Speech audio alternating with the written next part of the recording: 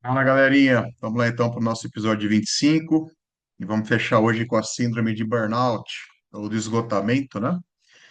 Então, o burnout, ele de certa forma compartilha os mesmos substratos, os mesmos direcionadores biológicos aí do overreaching não funcional e da síndrome de overtraining, tá? Que é baseado principalmente na desregulação do eixo hipotálamo pituitário adrenal e a exaustão desse sistema em resposta ao estresse, tá? O exaurimento, por isso que é o burnout, ou seja, queimou tudo, gastou tudo, tá? A diferença principal aqui é que, no caso, o overreaching não funcional, ele é predominantemente físico, a síndrome de overtraining, ela já entra num aspecto mais sistêmico, não só físico, tá? De difícil resolução só de você mexer na regulação do aspecto físico. E o burnout, ele é o contínuo, né, desse processo todo, caso ele aconteça de maneira contínua, tá? Você vai acabar por afetar a parte mental, parte comportamental, psicológica, beleza?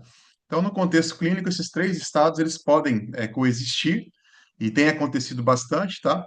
E o tratamento, a percepção e o tratamento disso, ele requer, como é multimodal, né? São vários sistemas biológicos e orgânicos, neurometabólicos simultâneos acontecendo, então a equipe multidisciplinar ela é importante aí no contexto desse processo, tá bom? Bem como a gestão da carga física, da carga de estresse, e também a questão psicossocial do atleta ou do indivíduo.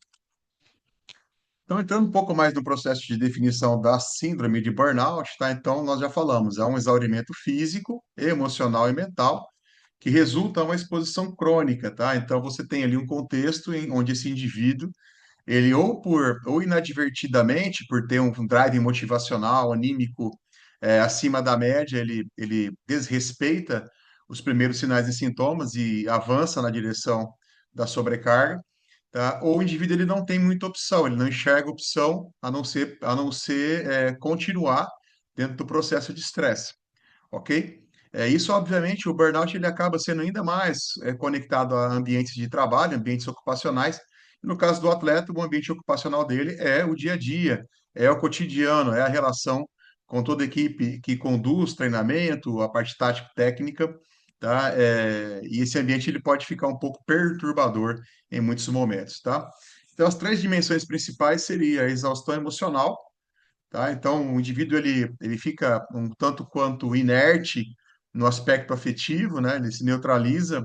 A energia psicológica também ela acaba ficando neutralizada, tá? O apática, a despersonalização, o cinismo. Claro que isso aqui vai muito de pessoa para pessoa, mas é bem comum a negativação, é bem comum a todo o processo de pessimismo, né? Exagerado. E aí um distanciamento e perda de interesses pelo trabalho e pela atividade. Tá? Esse, de certa forma, é uma maneira da pessoa se conectar ao fator estressor, tá bom? Então, o próprio sintoma ele já diz o que tem que ser feito, né?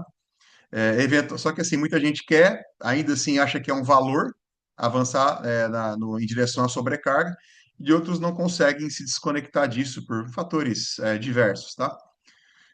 Reduzido em relação pessoal, realização pessoal. Então, são pessoas que acabam não tendo, não conseguem, né, a partir de situações do cotidiano, a partir de compromissos cumpridos, etapas cumpridas, acaba tendo uma dificuldade de perceber a competência e eficácia, é, e até não consegue reagir de maneira positiva e normal a um elogio, né, ou algum processo aí de exaltação das suas capacidades e competências, né? No contexto esportivo, isso vai ter ali uma motivação, uma perda da motivação intrínseca por conta de uma exaustão física e emocional relacionada a toda a rotina de treino, competição e desvalorização da carreira como um todo, beleza? Vamos lá então, a gente viu então a exaustão emocional, então a depressão de neurotransmissores que causam bem-estar, serotonina, dopamina, um desequilíbrio neuroquímico e hiperativação do estresse, até porque o ambiente ele segue estimulando a pessoa.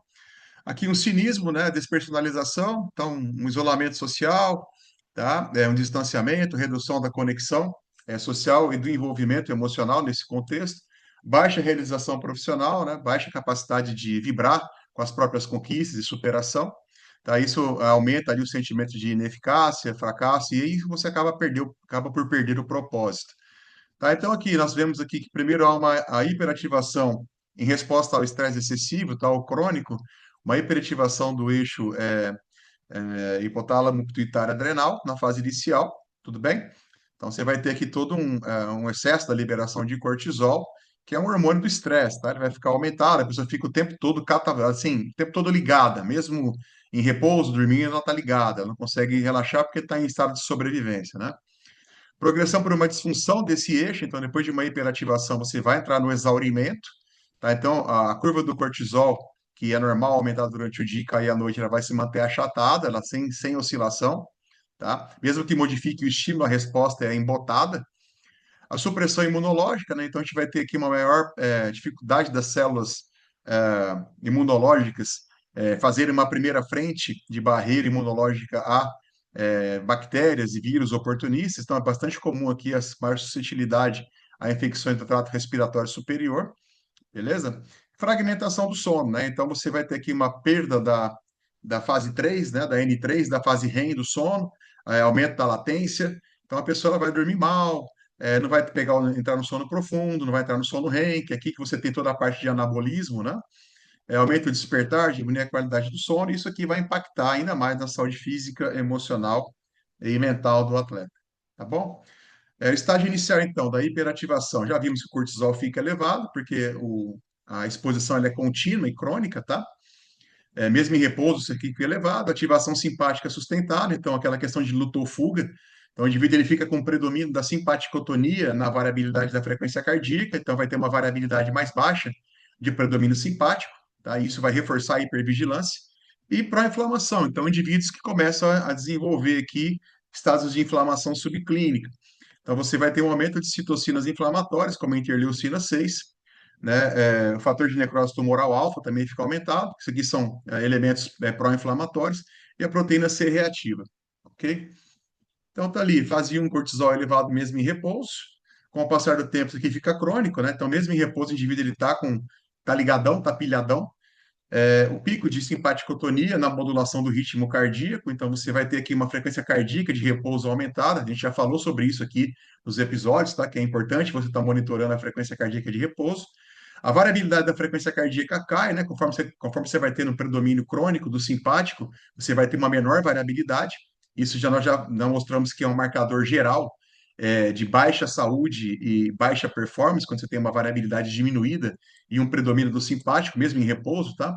E o estado pró-inflamatório, então você tem ali uma maior quantidade de citocinas inflamatórias e a PCR também é elevada, então o indivíduo ele entra no estágio de inflamação subclínica, tá bom? Olha aqui a questão do cortisol salivar, né? Então, durante o dia normal, você tem aqui um pico, depois ele cai à noite. Já no indivíduo na fase de hiperativação, ele mantém totalmente inerte, né? Então ele nem sobe muito durante o dia e nem cai à noite, tá bom? E aqui várias inflamações, tá? Então o indivíduo que tem algum risco coronariano envolvido, ele pode, numa condição dessa, sofrer um mal súbito, ele pode infartar, ter um derrame, tá? E aí tem questão de dificuldade de atenção e concentração, desordens gastrointestinais, sistema musculoesquelético inflamado, tá? E sistema imune prejudicado também. Tá? Então, existe um processo desadaptativo ao estresse, tá? E o burnout, uma vez, o burnout propriamente, o burnout estabelecido, que é a fase de exaustão. Então, nós temos aqui o embotamento do eixo hipotálamo pituitário adrenal, então ele para de responder, tá? Ao estresse e ao hormônio liberado pelo estresse, beleza? Há uma dessensibilização dos receptores de glicocorticoides, então o tecido-alvo que tem que se conectar ao cortisol e a partir disso se modular metabolicamente para que a inflamação fique mais baixa, isso deixa de acontecer. Dá uma disfunção autonômica, já vimos que é uma simpaticotonia paradoxal, fadiga profunda, baixa capacidade de resposta ao exercício. Então, aqui você falou, o indivíduo que tem uma frequência cardíaca de repouso mais alta, tá? Ele tem uma frequência cardíaca de reserva menor. Então, você mesmo que exponha ele a um estresse, para que se ele deveria fazer com que ele chegasse numa frequência cardíaca máxima, ele não consegue, tá? Ele tem uma resposta embotada, o sistema não reage, tá bom? Isso afeta totalmente a performance. E a alteração do ritmo circadiano. Então, como fragmenta sono, você não tem ali um sono reparador, uma boa arquitetura de sono, você vai ter uma supressão de pico matinal de cortisol e achatamento da curva diurna. Então, o indivíduo ele se mantém em resposta crônica e desadaptativa ao estresse por essa não flutuação do cortisol, tá? Então, já vimos aqui, né? Então, embotamento do eixo hipotálamo pituitário adrenal. Então, mesmo que você aumente o estresse, você tem um hipocorticosolismo aqui, tá? Então, você não tem uma resposta adaptativa a estresse e não estresse, dá um embotamento, beleza? E aqui você tem, em casos mais avançados, o cortisol ele não tem mais, ele não está mais elevado, tá? Isso aqui representa o exaurimento, tá? Uma incapacidade do corpo ou do sistema reagir a vetores estressores. A disfunção autonômica, tá? Nessa fase mais avançada, tem um predomínio parasimpático paradoxal. É parasimpático, cai a frequência cardíaca, tá? Mas a variabilidade continua muito baixa, tá? Beleza? Então, isso confirma que há uma baixa variabilidade mesmo com o parasimpático predominando aqui na modulação. Tranquilo? A dessensibilização de receptores, tá? Então, nós temos aqui citocinas inflamatórias circulantes. Então, você não tem uma desativação, tá? Uma ligação desses receptores, que eles se tornam menos sensíveis, beleza? E aí você mantém o nível de inflamação subclínica atuante. E aqui a alteração do ritmo circadiano, que já falamos também, tá bom? Que vai ter aí um processo de deturpação da boa arquitetura do sono e do ciclo circadiano. Vamos lá. Aqui, então, a disfunção imunológica e metabólica, que é a última das alterações. Então, nós temos a redução da atividade das células natural killer, tá? Que é a primeira linha aí de vigilância imunológica contra agentes infecciosos, principalmente no trato respiratório superior. Uma resposta inflamatória desregulada. Então, o corpo ele tem uma incapacidade de montar uma própria defesa, tá? Adaptativa ao estímulo. E alterações metabólicas, resistência à insulina. Então, o indivíduo ele pode aqui desenvolver algum grau de diabetes por conta desse processo prolongado, tá? Desregulação do apetite, da grelina leptina, então você aumenta o apetite e diminui a saciedade. Isso vai fazer com que o indivíduo ganhe peso ou flutue de peso, mesmo de maneira involuntária, tá bom? Então, já falamos aqui, redução da atividade das células natural killers, tá? Maior suscetibilidade a infecções, principalmente trato respiratório superior. A resposta, já falamos também, inflamatória desregulada, tá? Alterações de sensibilidade de membrana à glicose. Então, você vai ter aqui uma sinalização, um pré-estado diabético aqui, desregulação de apetite, aumenta apetite pela grelina e diminui a sensação de saciedade. Tá aí a flutuação de peso, ainda que involuntária, tá bom? E aqui nós deixamos para o final que a literatura científica ela demonstra que tanto burnout quanto o overreaching não funcional e a síndrome de overtraining, elas compartilham o mesmo substrato fisiopatológico, diferenciando-se pela natureza do estressor e pelo contexto. Então, deixei para vocês aqui o domínio, tá? Então, estressor primário, o eixo hipotálamo pituitário adrenal, o marcador principal, sono, recuperação, sobreposição. Então, o que acontece, por exemplo, no burnout, com relação ao estressor primário, tá? Então, sabemos que é psicossocial, ocupacional, carga mental, pressão de resultados, ambiente. Já na síndrome, no overreach não funcional, nós sabemos que é uma desregulação entre aplicação de carga e recuperação, tá bom? E na síndrome de overtraining, já tem o aspecto físico, que é uma evolução, é um estágio avançado do overreach não funcional, e já entra também o aspecto psicossocial, tá? Então, uma combinação, tá bom? Aí você vai ver toda aqui a variação de hormônio, tá? Entre burnout, é, overreach não funcional e overtraining, o marcador principal, tá? Também você pode comparar aqui. Sono, tranquilo? Recuperação, olha que interessante aqui, eu acho bem legal essa parte, que é o que a gente faz, né? Principalmente é monitorar carga e recuperação de carga. Então, requer o afastamento do agente estressor, semanas ou meses, tá, pessoal? No overeating não funcional, é só você gerenciar isso bem, até por 4 semanas em média, já tem uma boa reversão disso. E o overtraining pode até passar de 6 meses ou até se avançar por uma temporada toda, tá bom? Então, o que que é importante a sobreposição aqui, né? No burnout, queda de motivação, a fadiga constante, tá? Fadiga emocional também botada, a cognição reduzida. No overreaching não funcional, queda de performance, embotamento de fadiga física, sem evolução, tá? Sem modificação desse processo, e diminuição de recuperação. E no overreaching, no overtraining, perdão, diminuição em todos os sistemas biológicos, ok? Já aqui, nós vimos aqui que na matriz de diagnóstico diferencial, critério clínico, burnout, tá a mesma coisa. Fez uma comparação entre os três. Exaustão emocional, no burnout é severo, moderado no overreaching, severo no overtraining, exaustão física, moderada, severa, severa. Cinismo e desmotivação, central, tá? É um pilar central do burnout. No overreaching é moderado e no overtraining, severo. Queda de performance, moderada no burnout, severa no overreaching não funcional e severo e prolongado no overtraining. Aqui tem um problema. Muita gente hoje que tem condição aquisitiva, tá? Está no cenário de burnout e, por um modismo, por uma tendência, acaba entrando no mundo da atividade física competitiva. E a pessoa já tem um estado aqui de desregulação e ela vai se expor a mais estresse ainda. Muitas vezes não faz uma boa gestão de carga, não faz uma boa recuperação. E é como eu falei, você pode, o indivíduo que tem aqui no burnout, ele pode avançar para um overreaching não funcional, depois ter um burnout e também um overtraining ao mesmo tempo. Tá? Resposta ao repouso, melhora parcial ou lenta no burnout, melhora de 2 a 4 semanas no overreaching não funcional, ausente ou mínima no overtraining. Biomarcador-chave no burnout é o ritmo do cortisol, tá? O achatamento e o embutamento resultante disso. A razão testosterona-cortisol reduzida aqui na overreaching não funcional e aqui o eixo hipotálamo pituitário adrenal embotado no overtraining.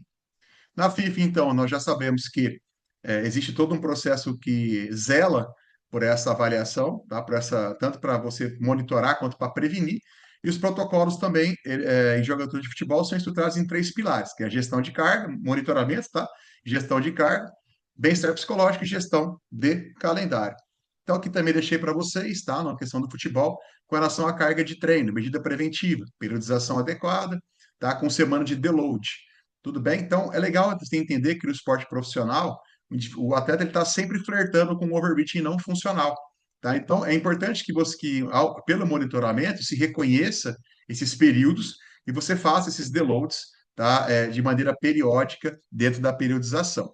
Beleza? Suporte psicológico, então, no caso do jogador de futebol. Então, é importante o psicólogo do esporte e a comissão técnica para sessões regulares de suporte, porque muitas vezes o indivíduo ele começa a ter alterações cognitivo-comportamentais, né, para ele da personalidade dele, mas isso pode ficar realçado, reforçado por conta de um burnout aí ligado à sua rotina de trabalho no esporte, tá?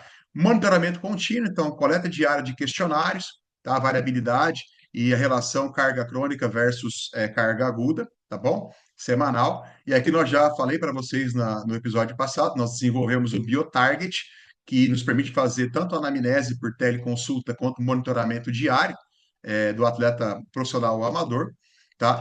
Onde um profissional fisiologista ele interage. Então aqui não é só o sistema. O profissional fisiologista ele interage, tá? E passa as recomendações adequadas para o atleta. Gestão de calendário, então, hoje tem por consenso de 55 a 60 jogos por temporada para o jogador de elite. Tá? A gente sabe que no Brasil é bem difícil isso acontecer, né? Período de férias, mínimo 4 semanas de pausa completa por ano, com 2 semanas de descanso absoluto. Então, hoje, até na nossa nosso último resenhando com o Will, ele falou, né? Então, o atleta hoje que tem um acompanhamento de um gestor de saúde, saúde e performance, tá?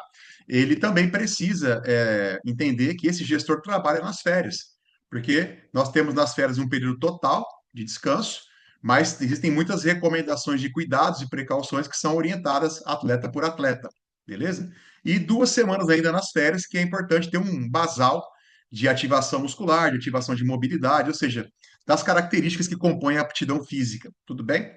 Nutrição e sono, os programas educacionais sobre higiene, sono e crononutrição para atletas e staff, bem como sustentação, que é muito importante, do ciclo circadiano. Tranquilo? Então, você que quer realmente participar, ou quer indicar isso para algum colega, é só escanear o QR Code, você vai estar entrando no nosso grupo, até porque essas aulas vão ser disponibilizadas dentro do nosso grupo VIP. Então, você que quer convidar um colega ou pessoas, tá? É só passar esse link ou escanear e a gente vai estar cada vez mais com mais pessoas acompanhando o nosso trabalho, beleza? Aqui o meu Instagram, então quem não segue, tá aí, a gente está aí com o Instagram totalmente voltado para essa parte de fadiga, lesões, então espero vocês lá também pelo Instagram. Valeu, pessoal. Então até mais, até o próximo episódio. Um abraço.